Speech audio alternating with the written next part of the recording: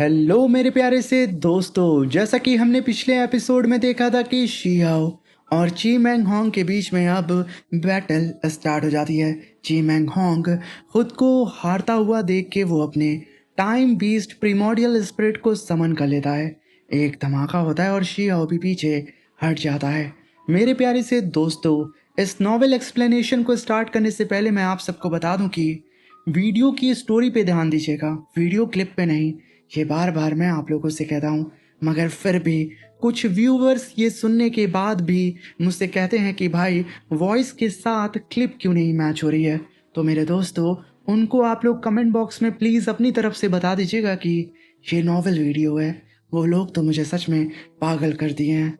और अब मेरे प्यारे से दोस्तों, इस शानदार से एपिसोड को हम यहाँ पे स्टार्ट करते हैं। इस एपिसोड की स्टार्टिंग में हमें ची मैंग होंग और शी हाओ को दिखाया जाता है। उनकी टेरिफाइंग पावर को देख करके वहां पे मौजूद सारे ही कल्टीवेटर्स ये समझ जाते हैं कि अब ये सिर्फ एक नॉर्मल फाइट नहीं है, बल्कि शी हाओ और ची मैंग होंग के बीच एक डेडली बैटल स्टार्ट हो चुका है। तभी हम ची मैंग होंग को देखते हैं, जो कि अपनी टाइम बीस्ट ब्लड लाइन पर बहुत ज़्यादा कॉन्फिडेंस होता है।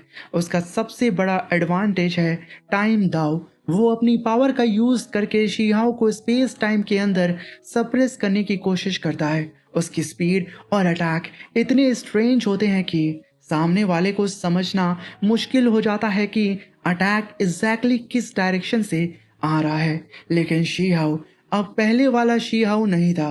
गू क्लैन के यिंग एंड यांग फर्नेस में अपनी बॉडी और कल्टीवेशन को दोबारा टेम्पर करने के बाद शिहाओ का फाउंडेशन बहुत स्ट्रांग हो चुका था। और सबसे इम्पोर्टेंट बात, उसके अंदर एक नई थर्ड सुप्रीम टेक्निक डेवलप हो चुकी थी। जी मैंग होंग अपनी टाइम दाव पावर से शी हाओ को सप्रेस करने की पूरी कोशिश करता है, लेकिन धीरे धीरे उसे रियलाइज होने लगता है कि शी हाओ की बॉडी और उसकी प्रीमोडियल स्पिरिट दोनों उसकी इमेजिनेशन से कहीं ज़्यादा पावरफुल है। तब शी हाओ भी अब इस फाइट में सीरियस हो जाता है। वो अपनी थर्ड सुप्रीम टेक्निक को एक्टिवेट करता है और जैसे ही ये टेक्निक एक्टिवेट होती है, शिहाओ की कॉम्बैक्ट पावर एकदम से एक्सप्लोड कर जाती है। उसकी बॉडी के अंदर से पावरफुल सिंबल्स और सुप्रीम ऑरा निकलने लगती है। उसकी फिजिकल स्ट्रेंथ के साथ साथ उसकी प्रीमोडियल स्पिरिट भी बहुत ज़्यादा पावरफुल हो जाती है। जी मैंग होंग को ये देखकर शॉक लगता है। उसे यकीन नहीं होता है कि शी हाउ उसकी टाइम बीस्ट ब्लड लाइन को डायरेक्टली रजिस्ट कर कैसे सकता है। लेकिन जी मैंग होंग भी हार नहीं मानने वाला था। वो अपनी रेड किंग ब्लड लाइन की एंसेस्ट्रल पावर को एक्टिवेट करता है और रेड किंग फर्नेस का फैंटम समन करता है।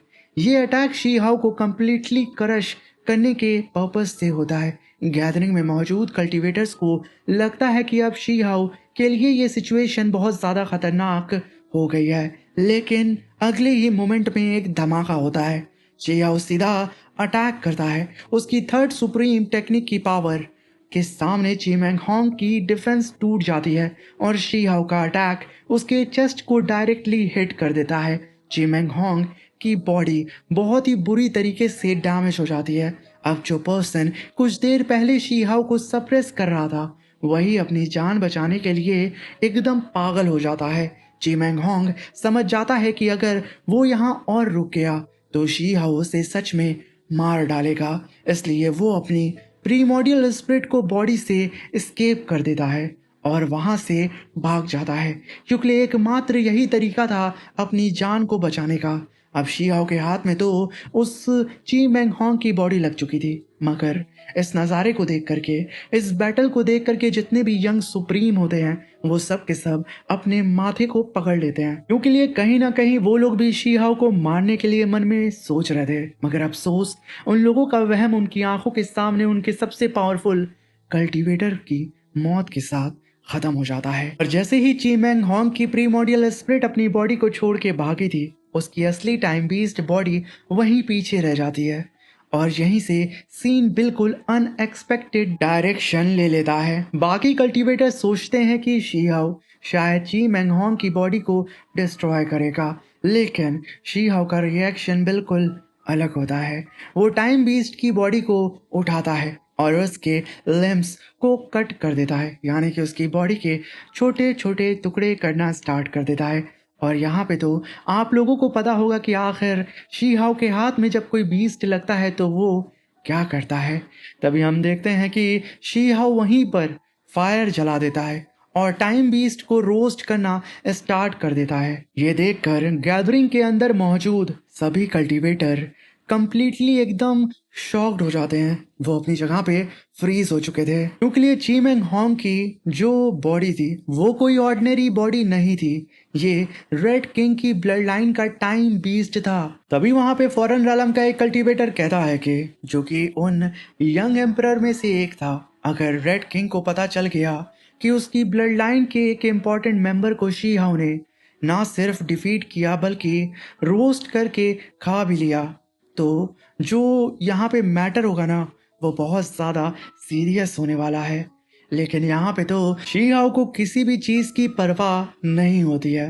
वो रोस्टेड टाइम बीस्ट का मीट खाना स्टार्ट कर देता है और बड़े ही मज़े से उन सबको दिखा भी रहा होता है।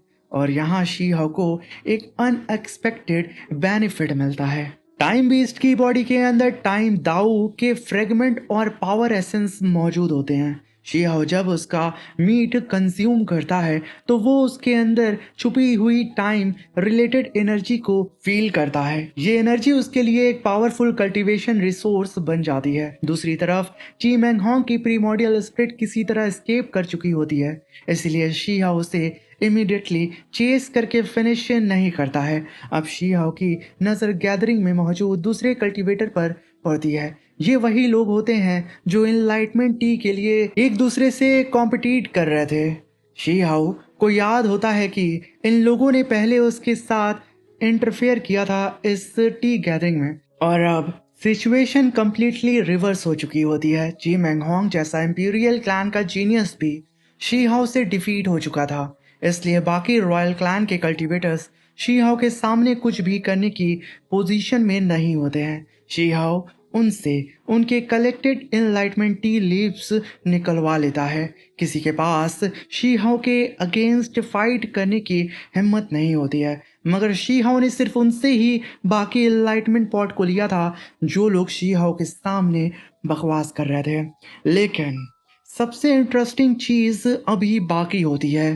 शी हाउ जी मैंग होंग की टाइम बेस्ड बॉडी को चेक करता है और उसके अंदर से 5 प्रीशियस इनलाइटमेंट टी लीव्स भी डिस्कवर कर लेता है। ये लीव्स बहुत ज्यादा कीमती होते हैं। बाकी कल्टीवेटर्स एक लीव के लिए भी फाइट कर रहे थे, लेकिन शी हाउ के हाथ में अब एक से बहुत सारी लीव्स आ चुकी होती हैं। तभी वहां पे शी हाउ एक बहुत ही क्रेजी डिसीजन लेता है। वो 5 एनलाइटमेंट टी लीव्स को एक ही बार में यूज करके टी बनाता है। वो माउंटेन की स्नो से वाटर लेता है और उसे टी प्रिपेयर करता है। जैसे ही टी रेडी होती है उस टी पॉट के अंदर से एक्सट्रीमली पावरफुल दाऊ ऑरा निकलता है।